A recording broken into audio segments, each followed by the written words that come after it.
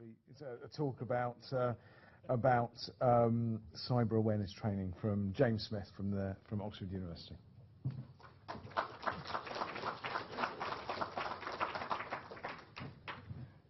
Good afternoon. So I'm going to talk a bit about cyber awareness training, or we don't use cyber in Oxford, we use information security training. But before I suppose get into the meat of it, I was going to talk about our approach and give a bit of organisational context, because I think it's quite important for how we've tackled it. So, like most universities, we've got some academic divisions, we've got an administrative centre. For Oxford, it changes slightly. We've got this network of colleges. They're self-governing organisations, but they operate in this sort of trusted environment. And then, like you, we've got all the stuff that puts pressure on us and information flows in and out. So we've got suppliers, other third parties, funders, regulators, data providers, etc., etc.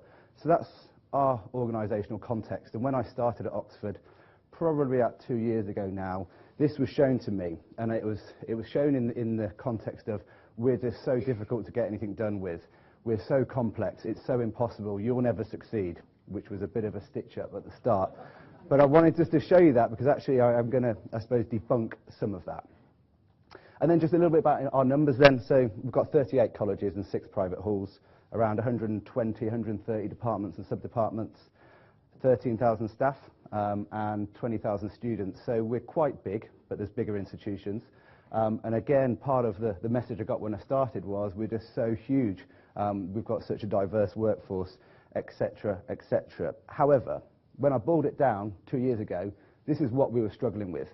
So actually, information security was underinvested, and there was no direction. So no one could tell me what we're trying to do about security, why security people were even employed by the university. We had a very complex and wordy policy, and a very complex and wordy approach to information security. In that, it was very traditional information security. It was, do you identify your assets, do your risk assessment, select your controls, test your controls, do it all again.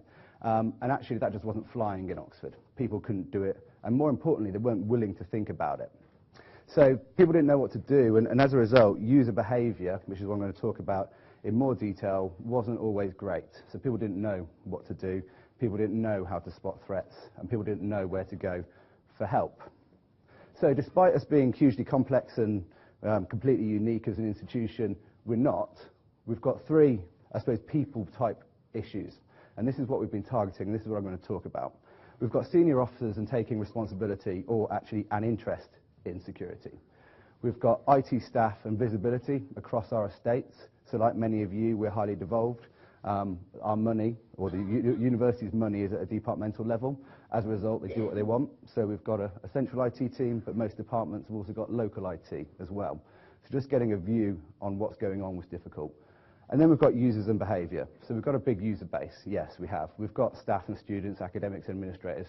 Yes, we have. But actually, a lot of the behaviours can be consistent, and good behaviours can be promoted across all of those users. So that's what we've been going at. And I just want to talk about why. So why are we doing awareness training? Well, at Oxford, it's for 4 reasons. It's to allow or enable users to make informed decisions at work. And that's quite textbooky, but it's allowing them to spot that fish, to know how to report things, to check whether they need to protect that document before they send it. It's for IT staff so they know what secure likes, so we're not throwing NIST at them and saying do it. What we're trying to do is make people aware, and particularly IT colleagues, aware of what good looks like in the security space, and I'll come on to how we're doing that. Compliance. So unfortunately in my tenure we've had a few run-ins with the ICA. And while it's not a legal requirement, every time we have a run-in with them, they say, are you training your staff? Show me records that you've trained your staff. And yeah, we scrabble with that. And when you read other undertakings at other institutions or outside of the sector, largely training awareness is part of that. And finally then, improved and ongoing support for the team. So as I said, when I came in, there was no funding, there was no direction for security. And we've done a lot of work around that to actually make sure that senior officers know we're here, and those budget holders, wherever they are, actually might support the business case for security, to give us ongoing support. So that's what we're doing, well, that's what we've been trying to do. So just to go back then to the 3 groups I introduced. The first one I'm going to tackle is senior officers. So these may be your heads of department, your heads of administrative sections, perhaps your registrar, that sort of level. What we've done with them is engaged. We've engaged and we've engaged and we've engaged. We've gone to as many meetings as we can with them, divisional boards, IT committee, heads of section meetings, departmental administrators meetings. And we've engaged with them to understand what their concerns were, why weren't they doing information security, what was working, largely what wasn't working. And we've also introduced new structures to allow us to engage those people. So we've got some working groups across various parts of our university where we bring these people together to help us understand, well, what do we need to enable you to act in a secure way. So then we've revised the policy. So I talked about our previous policy, and Jerry and I talked about this.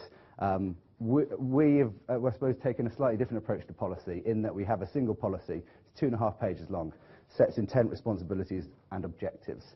Underneath that, we've got what we call the baseline. Essentially, it's a list of controls to respond to the people who won't be prepared to do any thinking around this. So we said, we'll do all the thinking, we'll tell you exactly what you to do, and then we'll tell you how to do it. So that's the way we've tackled those people.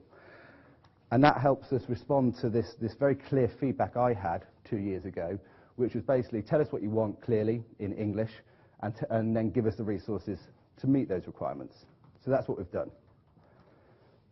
So as part of that then, we've turned things around, we've got the resources, we've made all heads of department, whether academic or administrative, responsible for staff awareness.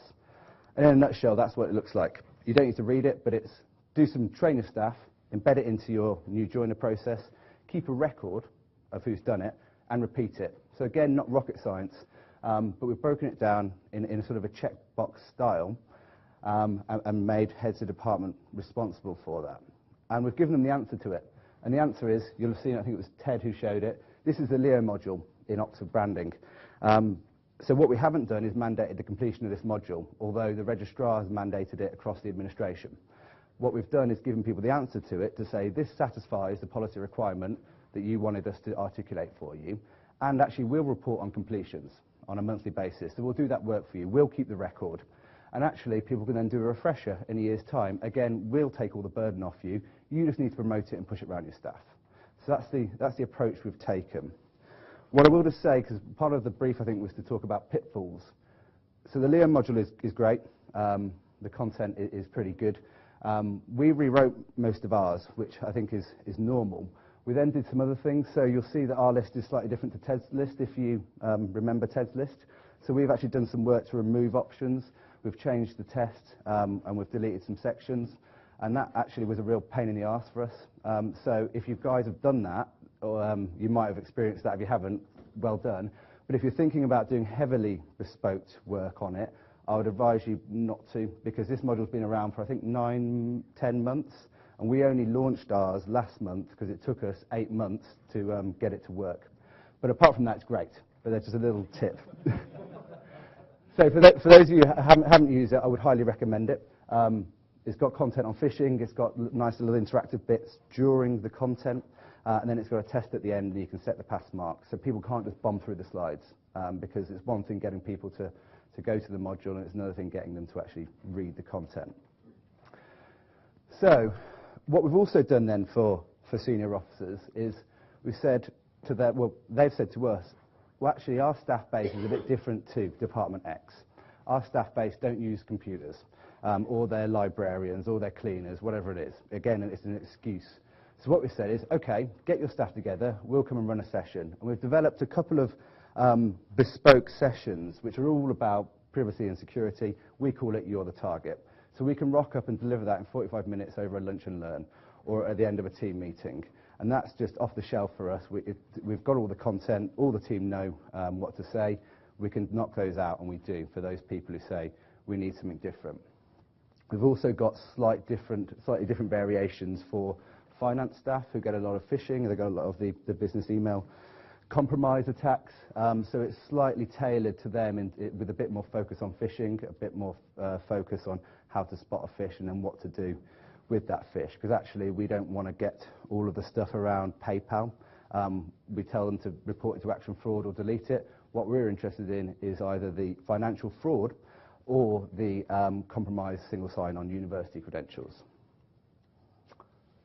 So, and this is a couple of screenshots, so we talk about backups and we talk about passwords and all that good stuff. Our password advice might not be the same as what we talked about before, so I'll skip it. So,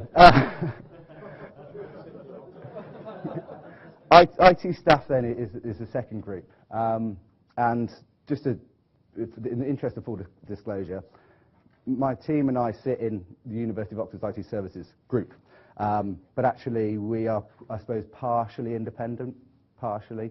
So we do challenge our IT staff quite a lot in terms of doing things. But what we've tried to do before we start to give them the stick, again, engage. So IT team leaders in our central IT services team, also heads of IT in departments, we've pressed the flesh with them.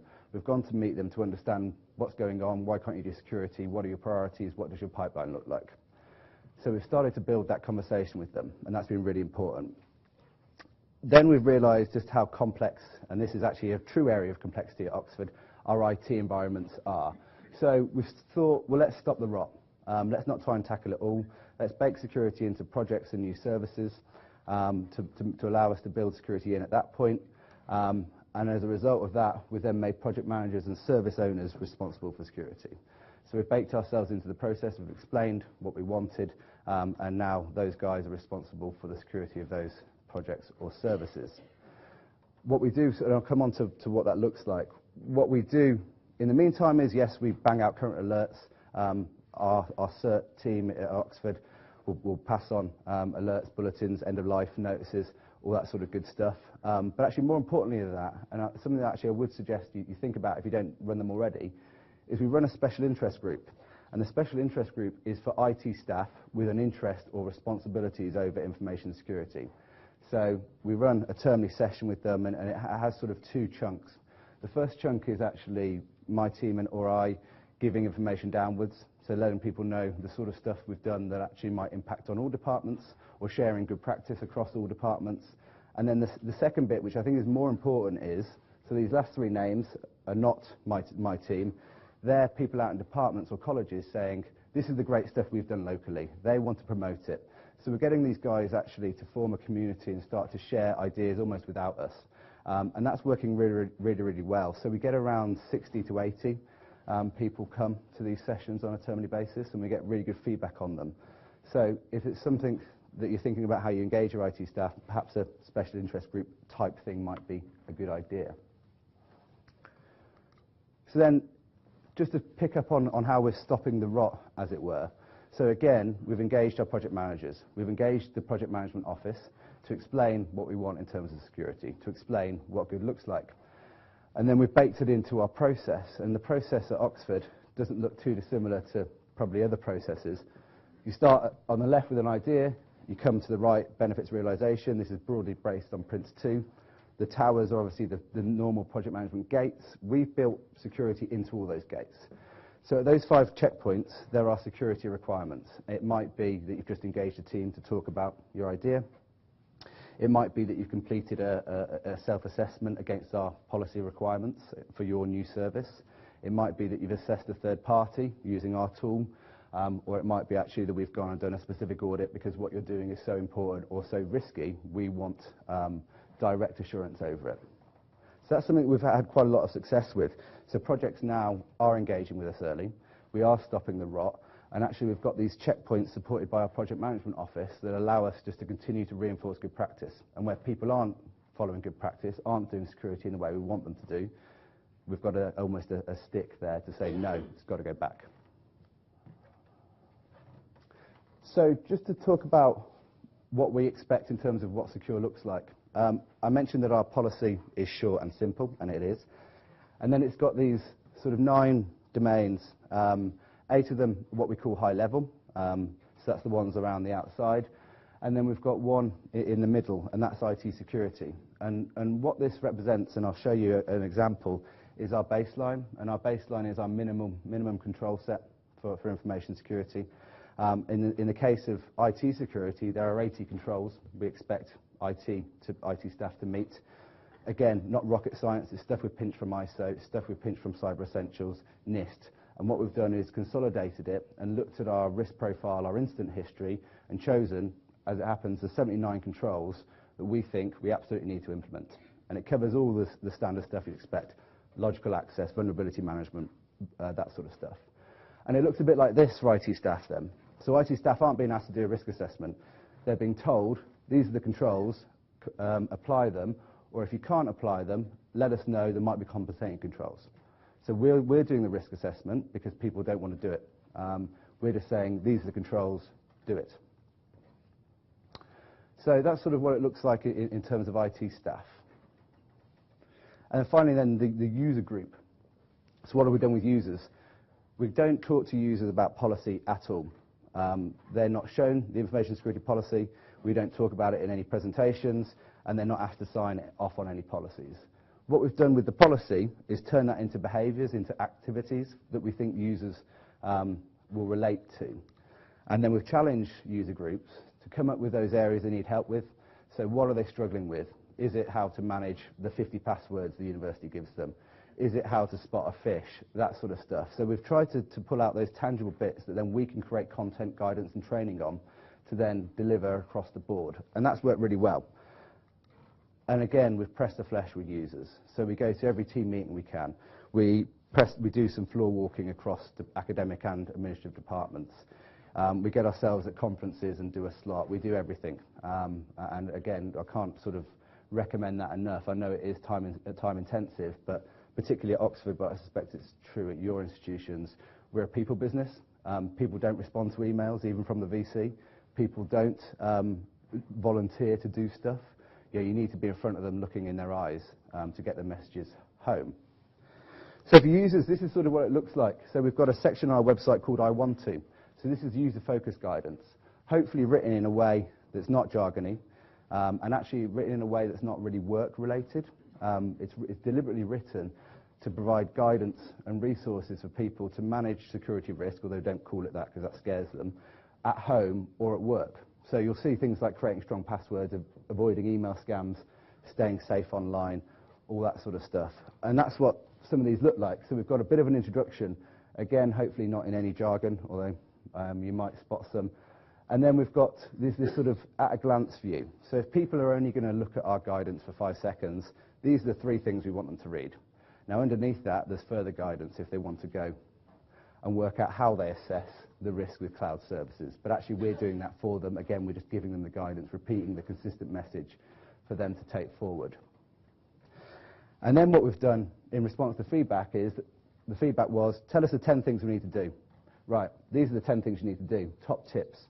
I don't know whether you can read them, but it's not rocket science. It's making sure you know how to spot phony emails, don't give off your password, etc., etc.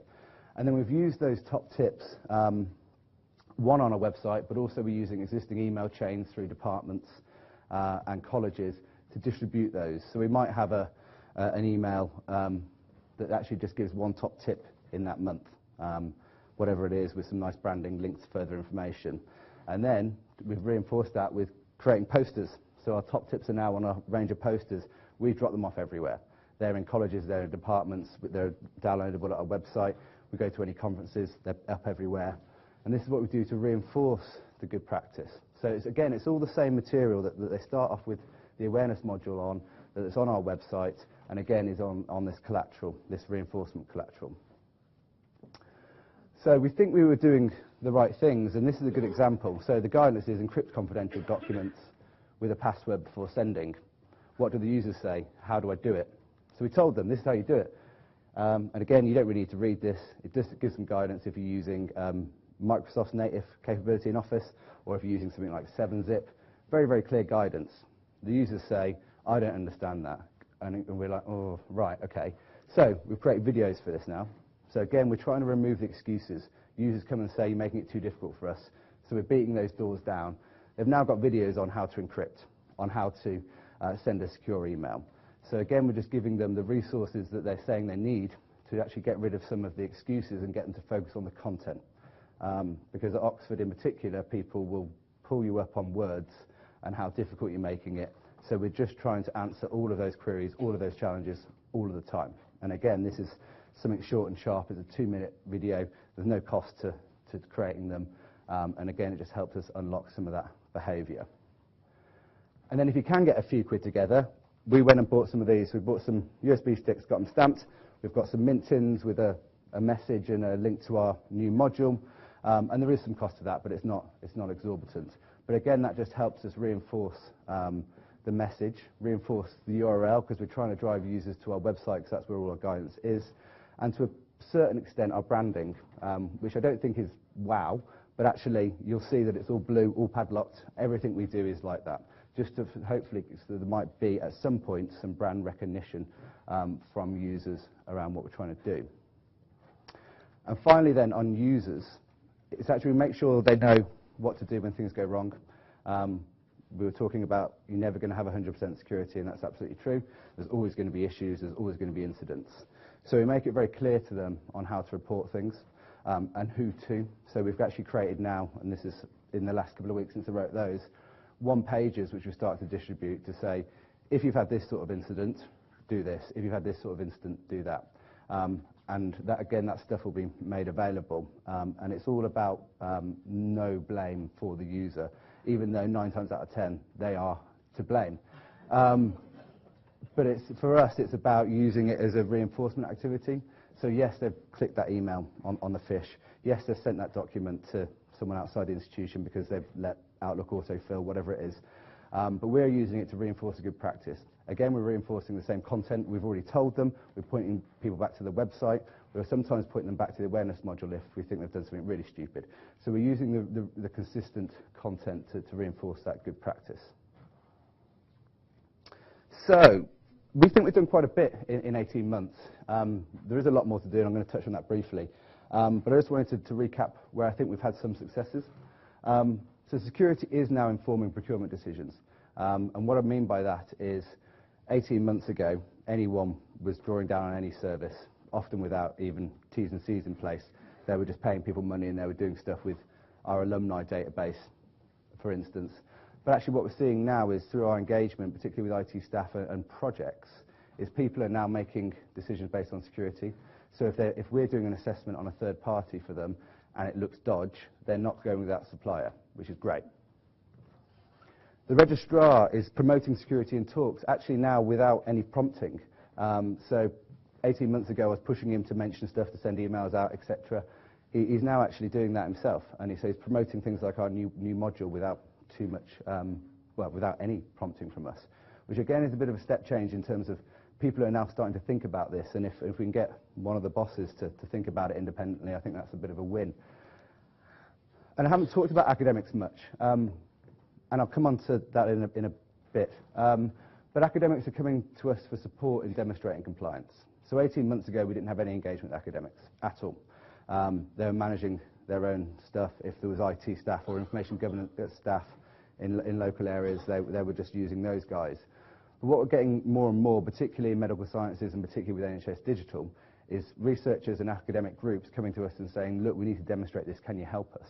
And the reason why they're coming to us now is actually because we've engaged a lot of their administrative staff. It's because they're hearing good things about their IT officers, from their IT officers about us. So people are coming to us and asking for help, which again is a bit of a change for us and certainly a positive change. And two more. So departments are ditching external consultants. Now, I used to be an external consultant, so I can say some are fantastic, some aren't.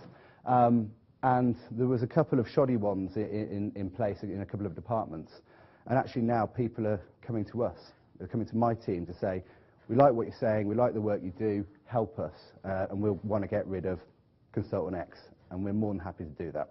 Because actually it allows us to continue to give the consistent message and make sure there is a good level of maturity. It also saves the university a few grand as well, if they're spending it, if they're not spending it externally. Another thing we've started to see is we're now selling out of internal conferences. So we run our own conferences. We also try and get slots at main ones across the university as well. 2 years ago, before I'd even started at Oxford, I was on secondment. I did a presentation. The room could fit maybe 80 people. There were 12 people in it. I thought it went terribly. And actually, I was told afterwards that that was the norm. People didn't come to listen to security because all they wanged on about was risk assessment. And that's not what we wang on about anymore. So we've changed that approach. People want to come and hear what we're saying.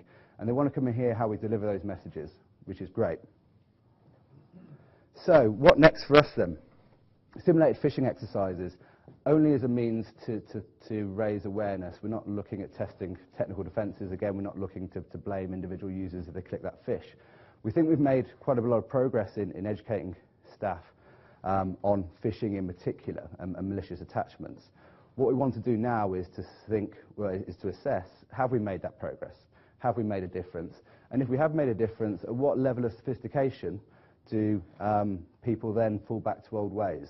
So that's coming down the line. It's probably going to be a one-off exercise because the return on investment is quite poor, but that's coming down the line for us. Targeted training is coming down the line for us. So we already do some for finance staff. We already do some for senior administrators in other parts of the university. What we want to do is two things. One is to continue to identify those potentially higher risk user groups and do training in conjunction with those team leaders. And what I mean by that is we're not doing it to the team. We want the team, and specifically the team leader, to take some responsibility for it and to say, actually, across my 15 people, I spot these behaviours which I don't like. Can you help us correct them? Yes, we can do that. So that's coming down the line. And then training on targeted content as well. And what I mean by that is one of the things we're starting to unravel is across our staff and IT estates, we've got lots of people doing things like web development, managing databases. And some of those people are fantastic, some of them are not fantastic. And actually we've got academics who are doing this, and that's not their core business. They're running web servers because they don't want to use other services. So we're starting to think about, should we have a train-the-trainer type content and programs around secure coding, things like that. So that's coming. And then finally, academics, just to close on this. If I'm completely honest with you, we haven't done lots of work with academics in the past 18 months at Oxford. Yes, we help them largely around compliance activities in the last 6 months, but we don't do lots. And I've been thinking about this long and hard about whether that's a failure, given universities are all about teaching and research. But actually, I'm not sure it is, and that's why I've left it as a question mark, because I think where it matters, so whether the data is high risk, whether there's very strict external requirements, they're either on top of it or we're engaged. And where it doesn't matter, it doesn't matter. So I don't know what your thoughts are. Perhaps we can catch up at another point, but that's a question mark for us about whether we need to do more in that space. So I think there might be a minute or two for questions, but that's about it, and that's all I wanted to say.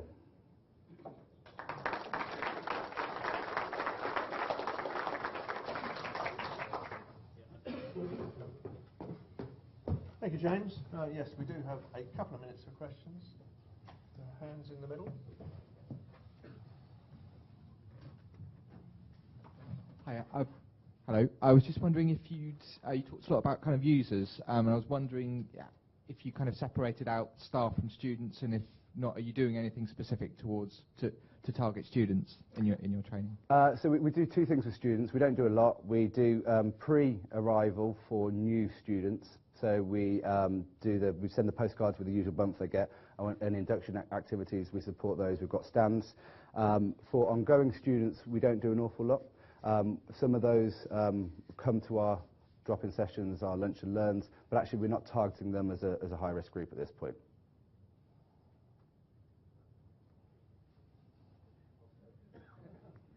Hi, I just want to understand more about how you actually measure the success of all the things you've implemented. That's a good question. Some of it lends itself to metrics. So completion of the online module is something we're reporting on, and we're looking at month on month and sort of term on term, I should say, completions of that. Some of the other bits and pieces we do are not probably quantifiable.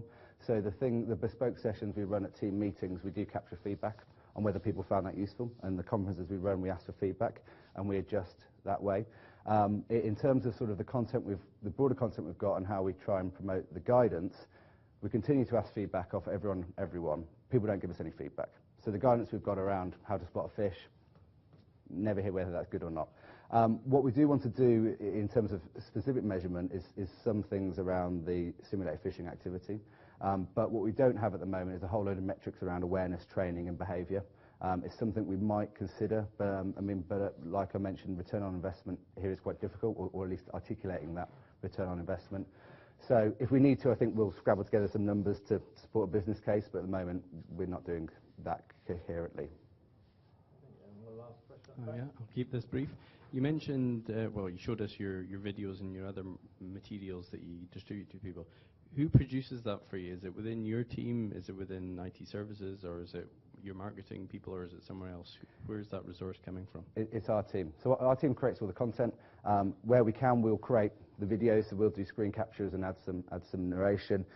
We have used other parts of, so we used our public affairs and comms teams in the university to help us with branding and iconography, but generally it comes from the team. Thank you. So, I've got to keep the program going.